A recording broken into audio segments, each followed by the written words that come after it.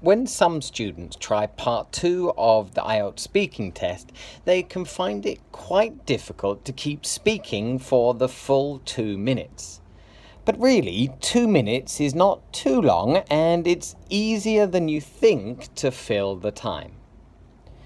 I'm just going to share a couple of ideas about how to fill the time and increase your fluency when you're in the test.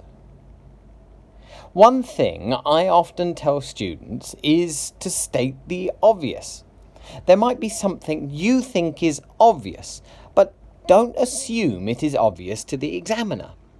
This is going to help you fill the time, but also create a clearer picture of what you're talking about. It's worked for some of my students before to imagine the examiner is an alien that has just landed from outer space and has no knowledge of us but can understand English perfectly. If you're describing a park near your home, rather than assuming the examiner knows what a park looks like, you can give obvious features of a park. For example, it has a large open green space. This area usually has people sitting down and relaxing in it. Around the edge of the well-cut grass is some oak trees that tower over a footpath running around the outside of the park. In one corner there's a playground for young children with swings and a climbing frame. These things about a park might be obvious, but it's best to tell the examiner to give a more accurate description and show a wider range in your English speaking skills. Another way you can extend your answers is by explaining and expanding on the information you give. This is very important in the early stages of your mini presentation, as you're covering the first 2 Q questions on the task card. If you rush through the first 2, you might not have enough ideas to keep speaking for the full 2 minutes. Let's look at an example of a task card with just the first 2 Q questions. Describe a foreign country or other distant place you have been to on holiday. You should say when you went there, where it is. So we could quite easily answer the first 2 questions like this.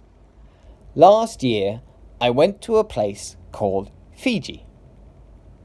The questions are answered in 1 sentence. But if you do this, you will have to talk about the 3rd and 4th questions for nearly 2 minutes. To make the task easier, you must try to explain and expand what you say for the first 2 questions so you don't get stuck later in your mini presentation. If I just show you what I'm talking about for the first question, when you went there.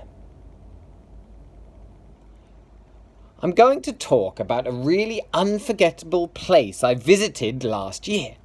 The trip took place in the last 2 weeks of August. I flew out of Heathrow Airport on the 14th of August and returned after staying there for roughly a fortnight. It was a great time of year to go there as it was during the cool season, when there is no rain but the temperature is still nice and warm. You can see that I've added a lot more detail than just saying I went there last year. First of all, I've described the place as being really unforgettable. Then I've gone on to be a bit more specific with the time. First, I said it was in the last 2 weeks of August, and followed that by being even more specific by giving the date. Also, I've mentioned the period of time I spent there, a fortnight, which is 2 weeks. Finally, I gave a bit of detail on the climate during that time of year. You can see that all I've done is expand on the fact that I went there last year, explaining the time in a bit more detail and giving a clearer picture to the listener. The second question is about where the place is.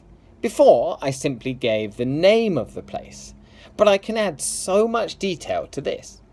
I'll just assume the person listening has no knowledge of this place and where it is. The place I went to on holiday was an island country called Fiji. In fact, it's an archipelago of a large number of islands in the South Pacific Ocean. It's situated to the northeast of New Zealand, but quite a long way north, so the climate is much more tropical. I stayed on Dinaru Island, which is one of the smaller islands in Fiji. It has stunning white sandy beaches that are ideal for chilling out on. It was a bit more pricey than other areas in Fiji, so I had to splash out a little bit to stay there.